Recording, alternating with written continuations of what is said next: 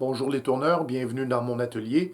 Alors, un abonné m'a demandé d'expliquer ce qu'est mon système de pompe à vide. Alors, c'est le sujet de ma vidéo d'aujourd'hui. Alors, je vous montre tout ça. Donc, une pompe à vide, qu'est-ce que c'est? C'est une pompe qui est spécialisée dans la succion. Ne pas confondre avec un aspirateur d'atelier par exemple, qui lui a la fonction de tirer l'air, mais aussi de l'expulser. Il n'est absolument pas recommandé d'utiliser un aspirateur d'atelier comme pompe à vide, c'est jouer avec le feu. Alors, ici, j'ai la pompe à vide. C'est une pompe qui est spécialisée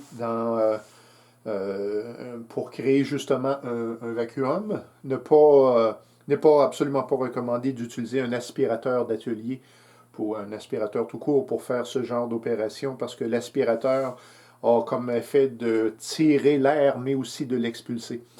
Et si vous utilisez un aspirateur d'atelier comme pompe à vide, c'est à vos risques et périls. Donc la pompe elle est ici, le manomètre de lecture, c'est pour lire la colonne de mercure, et ici j'ai une valve pour fermer ou ouvrir le conduit. Bien important ici, j'ai le filtreur à air, parce que la pompe ici ne doit pas, je veux dire, ne doit pas respirer de poussière. Et donc, dans quel genre de circonstances est-ce qu'on va utiliser des pompes à vide? Eh bien, ce qui me vient à l'esprit, c'est par exemple si vous êtes en production, vous avez 20, 30, 50 bols à finir, eh bien, ça pourrait être intéressant d'utiliser la pompe à vide.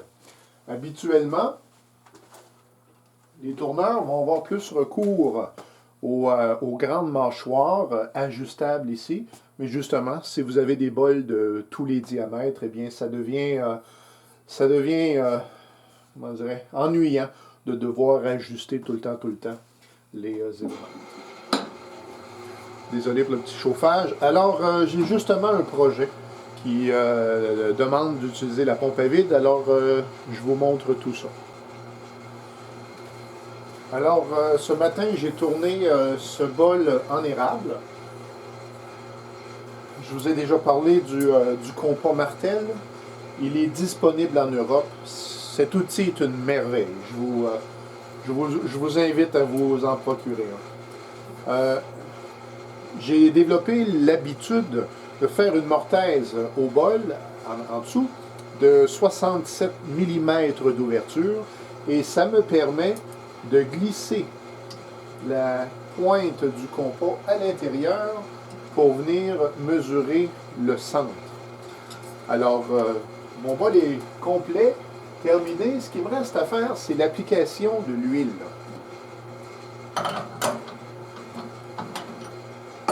Alors, vous remarquez, je suis terminé ici. Alors, c'est ici que... Alors, voici le grand plateau. C'est moi qui l'ai fabriqué. C'est tout simplement du contreplaqué. Ça, c'est 3/4 de pouce. Donc, probablement quelque chose comme 20 mm. Et puis, sur la surface ici, c'est du caoutchouc que j'ai acheté. Au Québec, on a des magasins qui s'appellent Dollarama. C'est des magasins à 1$. Et comme prototype, j'avais essayé, c'est des feuilles en mousse. Et puis ce que j'ai fait, parce que bon, c'est 1$, alors j'avais branché tout mon système et puis je suis venu voir si le caoutchouc était hermétique et il l'est. Alors j'ai acheté, ça c'est les petites feuilles, alors j'ai acheté les grandes feuilles 8,5 par 11. Et puis avec de la colle en aérosol, je suis venu coller tout ça. Et puis j'ai rajouté par-dessus, et c'était inutile de le faire, cette espèce de cellophane qu'on a des fois dans les livraisons de colis. Alors j'ai tout mis ça ensemble, j'ai tracé des cercles pour m'aligner un petit peu. Puis évidemment au milieu, j'ai ce qu'il faut pour faire passer.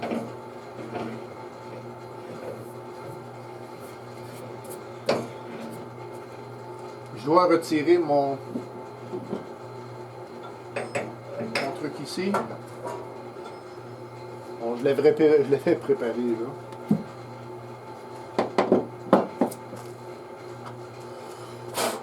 La compagnie One-Way fabrique ce truc qui va aller se visser ici.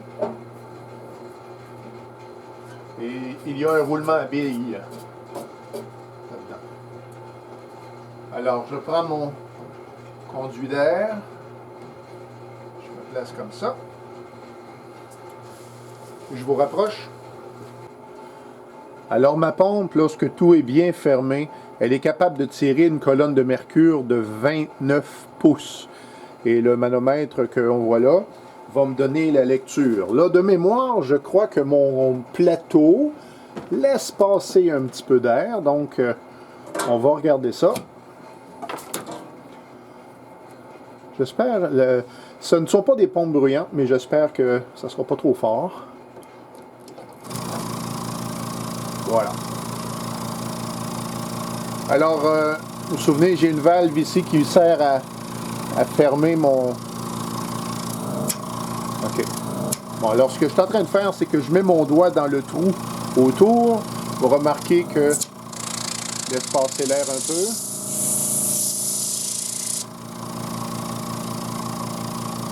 Donc, est-ce que je vais avoir 29? Pas tout à fait. Je suis à peu près à 23, ce qui est assez bon. Puis évidemment, vous comprenez que le projet que j'ai tourné, bien évidemment, il doit être hermétique. Voilà. Dans une vidéo antérieure, j'ai déjà expliqué que je prends l'habitude de tourner ce petit cercle dans tous mes projets qui correspond en réalité avec la pointe de ma contrepointe. Donc, je vais ouvrir la valve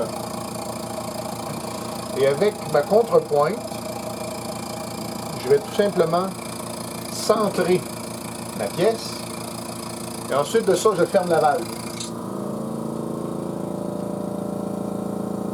Et là, j'ai une colonne de mercure de à peu près 22. Et normalement, ma pièce tourne assez bien. Je pourrais faire un tournage délicat, aller enlever peut-être quelques petits éléments ici, mais on ne doit pas tourner à haute vitesse. En 1000 est à peu près la vitesse maximum. C'est presque bien. Ça, c'est rapide. Bon, pour ce que moi j'ai à faire, je vais venir appliquer de l'huile tout simplement. Donc, je vais préparer mon chaud, mes affaires, je reviens. Donc, je passe ça. Et je vais tout simplement venir appliquer mon huile.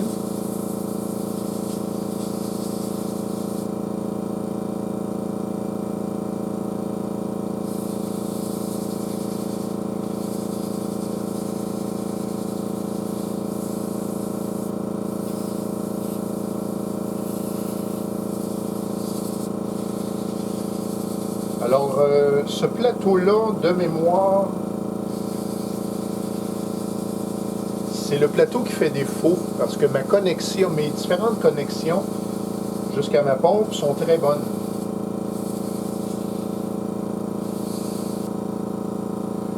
Alors, évidemment, la pompe à vide peut travailler comme ça je veux dire, assez longtemps. Il n'y a pas de souci. C'est des pompes qui sont faites pour ça.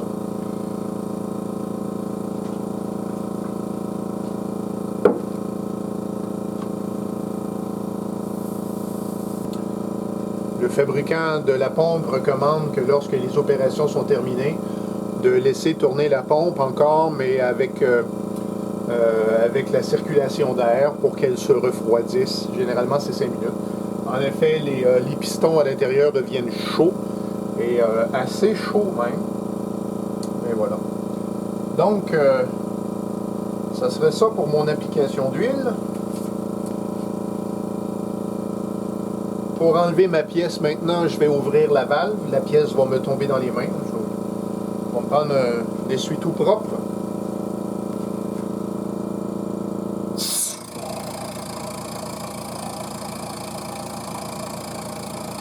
Si la pièce, elle est trop mince, il y a danger qu'elle implose. La pompe à vide, c'est pas pour n'importe quel projet. Puis avec la finition aussi, il faut faire attention, comme c'est une pompe qui tire, si la pièce de bois encore est trop mince, la finition pourrait passer à travers. Ce qui n'est pas mon cas ici. Donc, c'est bon comme ça.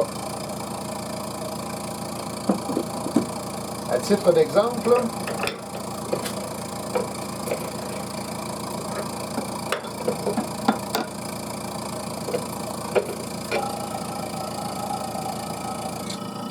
c'est un peu moins bruyant. Alors, c'est quoi qui fait défaut? C'est le plateau. Il y a une perte entre le trou, ma pièce de bois, ma fixation. Il y a un petit peu de...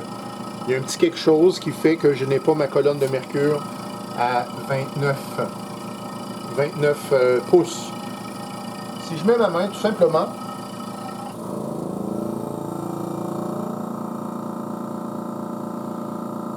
je suis à 31 pouces de colonne de mercure.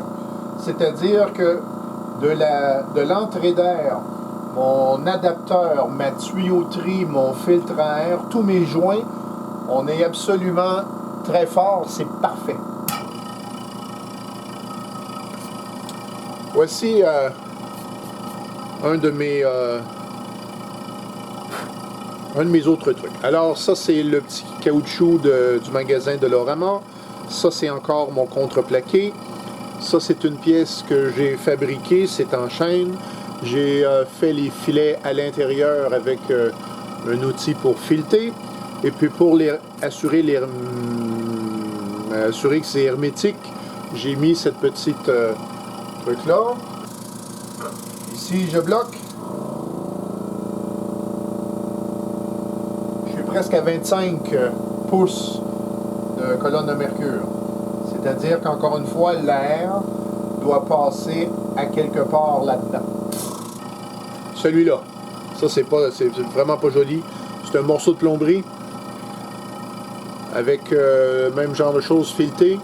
Je me souviens avoir, je crois, c'est scellé avec un produit, je me souviens plus quoi. Et ça, de mémoire, c'est très très bon, très pratique pour les assiettes par exemple.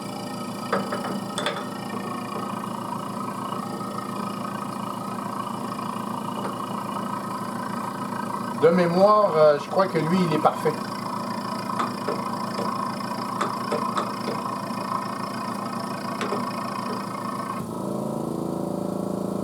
Pas du tout, c'est le pire. Je suis à 20 pouces colonne de mercure. Ça tire sur ma main et je l'entends. J'entends l'air passer. Je touche à ma pompe, c'est tiède. Alors vous êtes en train de regarder le numéro de mon filtre à air. Je l'ai acheté à Montréal. C'est un filtre Vacon, numéro VF500F. Donc voilà pour ça. Voilà pour ça. Donc voilà tourneur, merci d'avoir visionné. Si ça vous a été utile et instructif, faites-moi signe, j'apprécie toujours. Et au plaisir de vous revoir bientôt.